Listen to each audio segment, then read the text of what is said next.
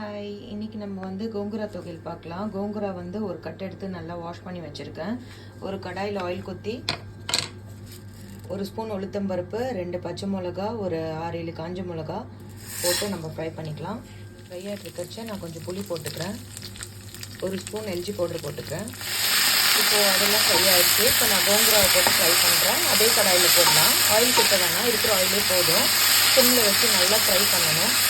Colour மாறினோடனே நான் காட்டுறேன். So இந்த மாதிரி ஆனோடனே நம்ம ஆஃப் பண்ணிடலாம். ஆஃப் பண்ணிவிட்டு நம்ம ஃப்ரை பண்ணி வச்சுருக்கிறதோட ரெண்டுத்தையும் சேர்த்து மிக்சியில் அரைச்சிட்டு நான் உங்களுக்கு காட்டுறேன்.